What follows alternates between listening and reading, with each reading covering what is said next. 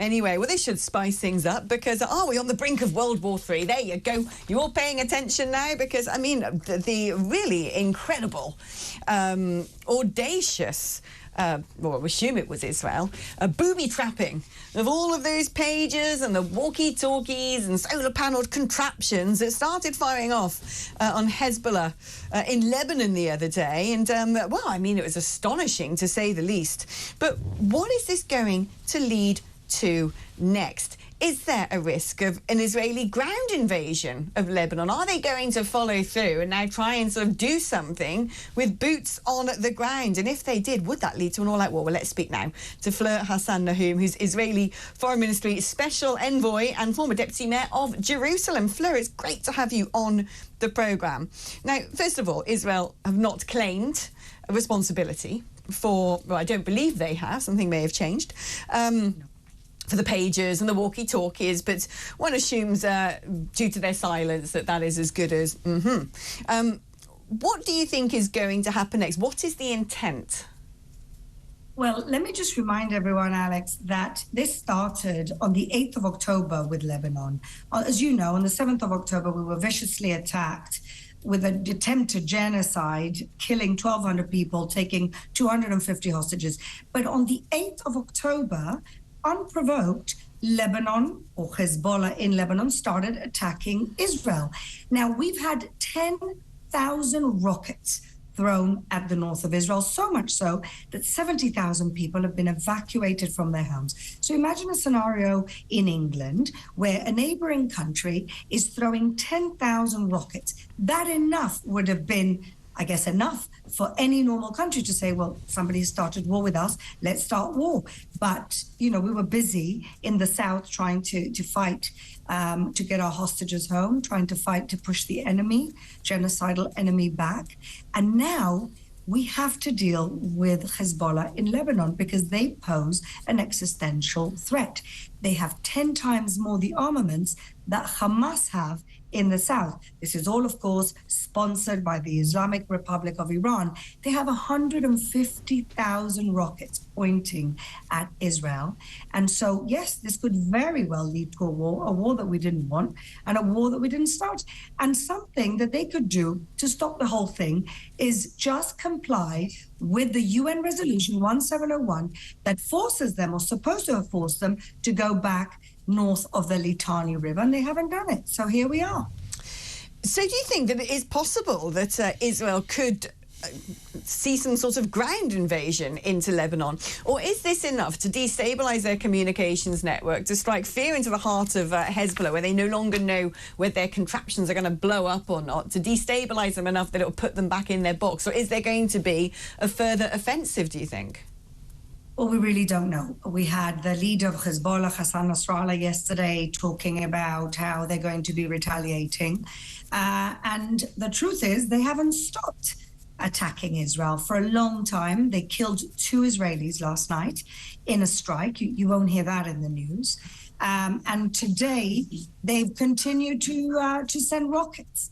And so we're still in the same situation. They're a little bit more debilitated because Israel attacked last night, attacked loaded rocket launchers. So Israel is doing all of this in order to, you know, destabilize their capacity to attack us. This could definitely very, very well, you know, roll into a regional conflict.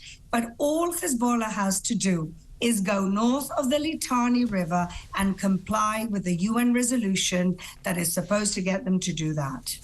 It seems to me that we're just on a consistent pathway to some form of escalation. So far, it hasn't become, you know, an enormous conflagration, drawing in allies from around the world on both sides.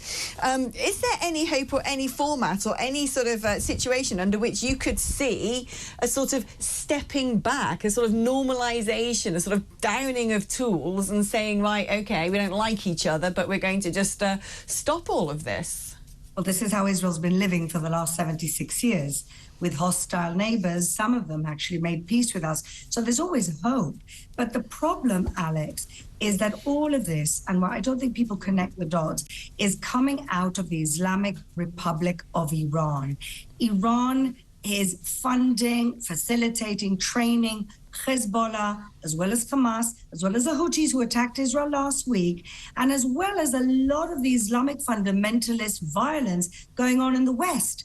And unless the world understands that they are in a clash, a civilizational clash with the jihadi fundamentalism of Iran, this is just going to continue. We're just the first stop. We're the first line of defense for the free world. And that's really what's going on here. I'm going to bring in Dr. Alan Mendoza, who is the head of the Henry Jackson Society.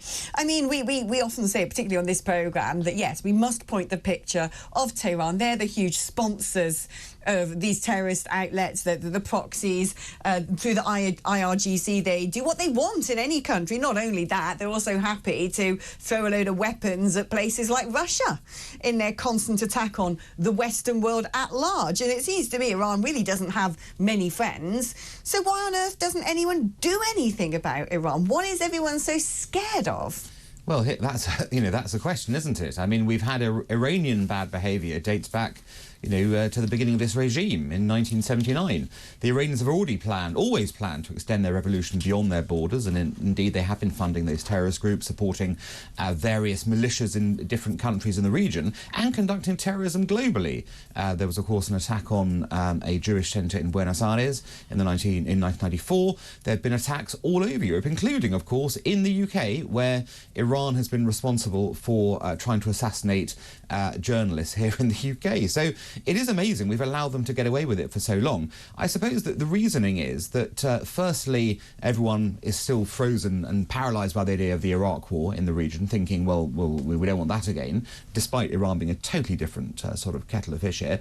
And the other issue is there is a strange romanticism about Iran and about the fact that there is to quote the Foreign Office, which often says here, there is a version of this regime we can deal with. No, there isn't, Alex. There is no version of this regime. The regime is a revolutionary Islamist regime. It can't be dealt with, but we stupidly think it can be. Yeah, I mean, Fleur, I want to get your opinion on that, because certainly where I stand on this, I think the sort of, the EU particularly pushing for the JCPOA so Germany and France could sell stuff to Iran. We as well in Britain, we did that. We sold a lot of optical goods, and I kind of think, is everyone having laser eye surgery? Are they going into drones? I don't know. But why are people lily-livered about Iran? Because we can see how they treat people in their own country. We can see that they really don't like women have any rights. We know that they sponsor terrorism. We can see them through the Houthis attacking cargo of all sorts of countries, different flag-bearing countries from all over the world, just trying to get from east to west. They don't seem to have many friends. The last time they tried to launch a big missile assault on Israel, you actually had UAE, Saudi, Qatar at least allowing, American troops and airplanes to take off from their territories and sometimes doing their own little bit to try and intercept. So if nobody blimmin' well likes Iran, and we can see that Iran is a big problem, why does no one do anything? Well, it's appeasement. That's what it is, plain and simple. When you can look at the examples of the 1930s with Hitler, he was appeased by Chamberlains. And unfortunately, we don't have any Churchills at the moment to stand up and say, this is an existential threat to the entire free world. But let me tell you who has been talking about the threat of Iran, ironically, and that is the moderate Sunni Arab countries, like you just mentioned, the UAE, Bahrain, and Saudi Arabia. Saudi Arabia want a defense pact with the United States precisely in order to be protected from the jihadi ambitions of Iran. And these moderate Sunni regimes have actually kicked out the fundamentalists. They've kicked out the Muslim Brotherhood. They're standing bravely and they're saying, this is a threat. Wake up, West. And in the West, I don't know, it's political correctness. Let me just say something else. 80% of the Iranian people want a regime change. So this wouldn't be a very difficult war. We would have to give a little bit of help. We would have to have a little bit of guts, and it would actually come crumbling down. I truly believe they're a paper tiger. And I think we saw that in April when they tried to attack Israel. Fascinating stuff. Thank you so much for joining us, Fleur.